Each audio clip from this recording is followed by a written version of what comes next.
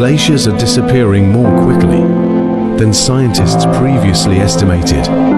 Those in the European Alps are especially vulnerable because they are smaller, with relatively little ice cover. Meanwhile, temperatures in the Alps are warming at about 0.3 C a decade, twice as fast as the global average. If greenhouse gas emissions continue to rise, the Alps glaciers are expected to lose more than 80% of their current mass. Glaciers are disappearing more quickly than scientists previously estimated. There can be no more hiding and no more denying, thanks to global warming baked in by past emissions. Glaciers are disappearing more quickly than scientists previously estimated. Global heating is supercharging extreme weather at an astonishing speed, and it's now visible in the entire world.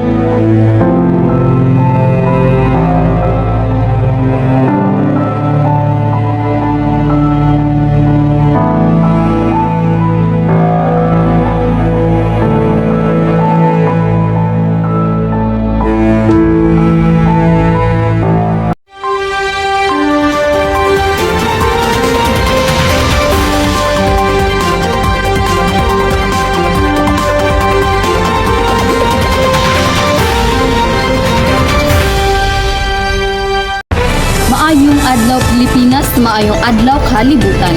Ako si Regina Gumapak ug kamo nagtan-aw sa among espesyal nga balita sa kahimtang sa mga glacier sa kalibutan. Ang glacier usa ka importante kaayo nga bahin sa atong planeta tungod kay sila dakong titiganan sa tubig tab-ang ug dako usab ang ilang papel sa pagkontrol sa aldema. Apan karon, daghan niini ang nag-atubang og peligro tungod sa pag-init sa atong kalibutan. Aron mas masabtan nato kung unsa ang glacier ug asa kini makita, na ang atong tigbalita nga si Hazel para sa impormasyon. Hazel?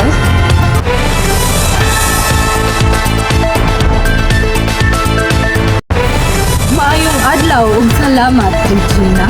Ako si Odayo Hazel May ug karon ato ang paghisgutan ang glaciers. Ang glacier usa ka dakong tipon sa yelo nga nahimo tungod sa niyebe nga nagtapok sulod sa gatusan hangtod libuan ka tuig. Sa bugnaw kayo nga mga lugar, ang niyebe dili dayon mapuna, kundili magpundo og mahimong baga nga yelo. Ang glacier sa ordinaryong yelo tungod kay mulihok kini bisan hinay kaayo, sama sa usa ka sapa nga yelo nga mosabay paubos sa bukid. Importante ang glacier kay nagtipig kini og tubig tab-ang. Ang glacier sa ordinaryong yelo tungod kay mulihok kini bisan hinay kaayo, sama sa usa ka sapa nga yelo nga mosabay paubos sa bukid. Importante ang glacier kay nagatipig kini og tubig tab-ang nga gigamit sa mga tao para tubig mainom, irigasyon sa uma o tinugdan sa daghang suba, labi na sa tag-init. Makita ang glacier sa Antarctica o Greenland ug usab sa mga taas na kabukiran sama sa Himalayas, Andes, Alps ug Alaska.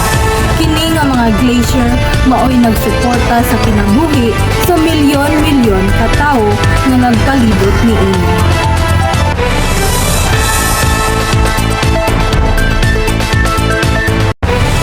Ug karon, para sa kung unsa ang epekto sa ilang pagkatunaw, atong paminawon ang report sa among tigbalita na si Crispy Habagat. Crispy?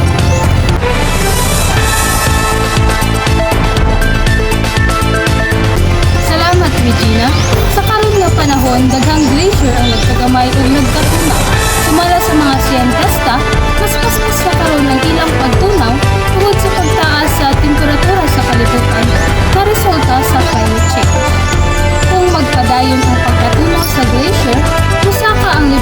dagat tungod sa daghang tubig nga mosulod sa kadagatan.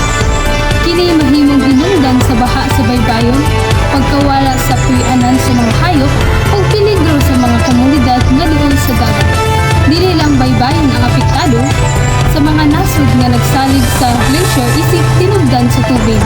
Ang ilang pagkunhod nagdala og kakulang sa tubig nga makaapekto sa uma, kuryente ug adlaw-adlaw nga panginahanglan sa tawo.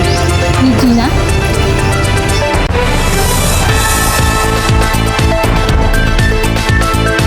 Daghang salamat sa atong mga tigbalita. Ang kahimtang sa mga glacier o sa kaklaro nga panghimangno sa mga climate change tinuod ug nagpadayon.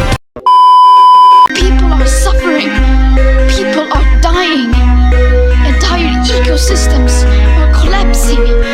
We are in the beginning of a mass extinction. Climate change is destroying your future. Carbon dioxide is accumulating in the atmosphere. Global warming is killing the Great Barrier Reef. It is now or never.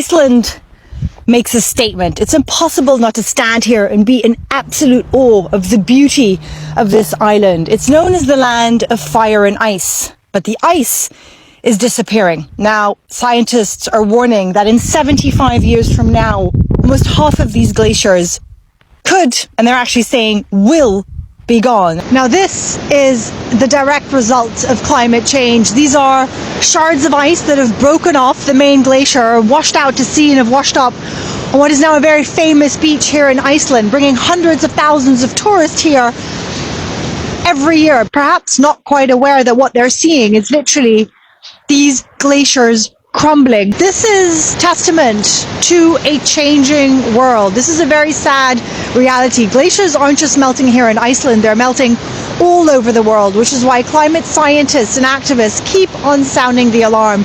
If man doesn't do more to reverse the effects of global warming, to combat climate change, that glaciers in the current form that we still know them won't be there for our children, our children's grandchildren to see.